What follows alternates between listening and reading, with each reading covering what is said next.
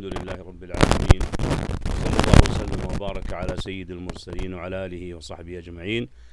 Dear brothers and sisters, Assalamu alaikum wa rahmatullahi wa barakatuh. Welcome back to the series about Islam and women and the situation of women in Islam, where the enemies of Islam trying to say that Islam discriminate, Islam underestimated the women. Let's see now one of the cases they are always talking about, which is the husband is the boss. Why? Why can't the wife be the boss?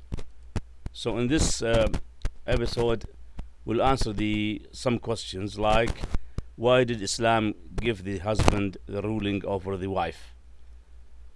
Another question is, isn't it sort of discrimination?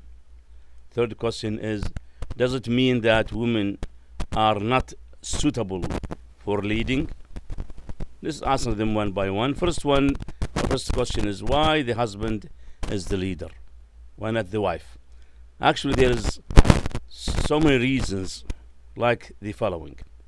First of all, that the man created stronger in body, stronger in emotions, stronger in leading and so on. That's the way he's created by Allah subhanahu wa ta'ala, the creator and sustainer of everything. And that nobody can say that the woman can be stronger than a man.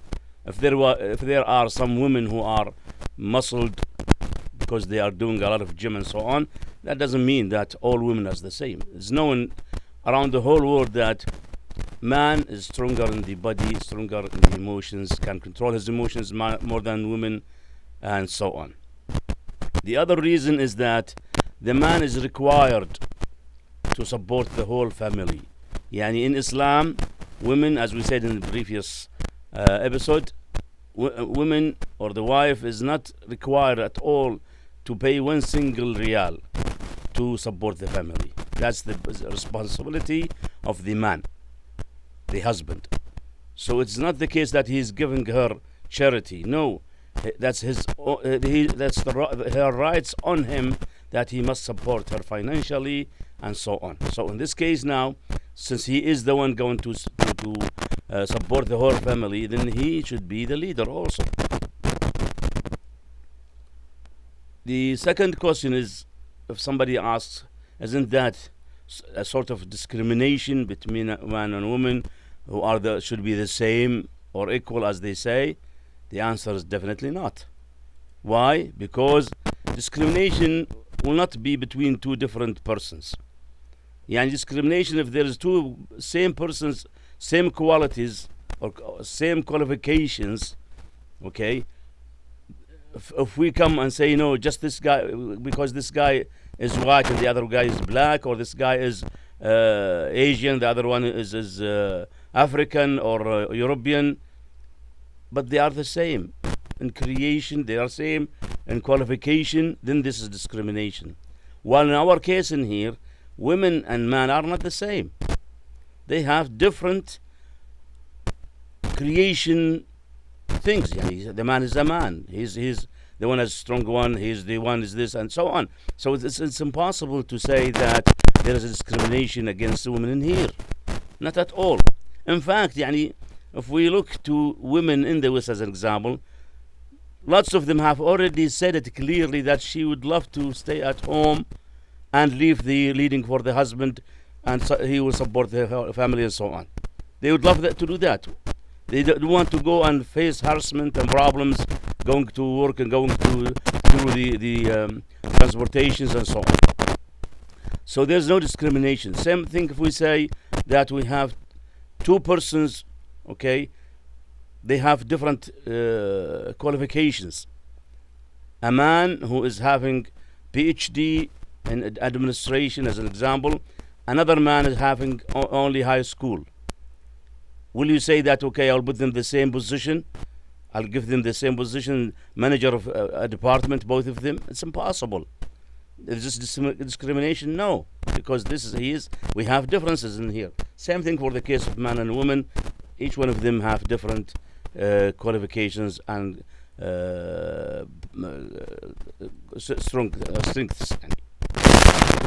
The other reason for that is that each of them is having different rights. So no discrimination in here. Yani if the man is having the right to lead the family, having the rights on his wife, having the rights on his children, having the right, also the woman, the wife is having some other rights, not the same, yes, but there are other rights. She has the right on the husband to support her financially. She has the right on the husband to protect her. She has the right on her children to obey her and love her and take care of her. So what's the problem in here? We cannot give the man and woman the same rights. No, each one of them have their own rights. Maybe they're equal or not equal. This is another case. And in the case of the rights on children, the mother has more than the father. As Rasulullah sallallahu alaihi wasallam told us, she have 3 rights and the father have 1 right. When a man came to him and asked me, Ya Rasulullah, who is the best one among my parents, deserve on me to take care more? He said, your mother. Then he said, who next? He said, your mother. He said, who's next? Your mother. 3 times. Who's next? Your father. So 3 rights on children comparing to 1 right for the father. 3 rights for the mother comparing to 1 right of the father. So there's different rights in here. Yes, they are not the same because they are different. So we cannot make equality between 2 different things. The third question is, does it mean that women are not suitable for leading? Any leading? No, not at all. Why? Because she is leading the family in some cases. As Rasulullah told us in the hadith, that she is responsible on the house, okay, to take care of it if the husband is not there. She is leading the house, her children, her maids, if she have maids, whatever, she is leading there. She is the queen of the house. So what's the problem in here? Yes, and like we say in here, that a company is having a general manager. Okay, this general manager is leading so many managers, department managers. So the wife can be like this. She is, in fact, taking care of the whole family when the husband is not there, whether they're in work or traveling, whatever. So she is leading. What's the problem? Not the problem. Also, she can lead her own business. Okay, she can lead. She can be a manager of a school, girls' school, no problem. Girls' school, no problem. She can be a manager. She's leading. What's the problem in here? So women are suitable for leading, but we're talking about family, and family in here, the first case, a different case. And the family needs a lot of support and taking care of and protection, and that's the one, this one can do this only the husband, the man, not the woman. Right. Now, how happy the whole society will be when women leave the family leading to her husband. Subhanallah, if we leave everyone, if we put everyone in the correct place, then the whole society will be okay. When the father is the leader, when the wife is taking care of the children, when the children are obeying the parents, this family will be so happy. And if the families are happy, then the whole society will be happy, will be okay, will be no troubles.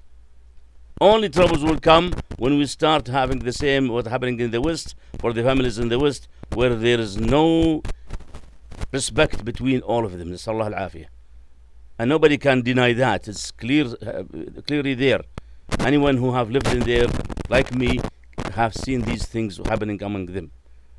We are not tricked by the Hollywood movies that showing that they having happy families. No, the reality is something else. So let us stick to our deen as Islam, where we have a happy society, everybody taking care of everyone, everybody is respecting the other Muslims, and whether they are women and men, and alhamdulillah Rabbil Alameen for this great deen of Islam.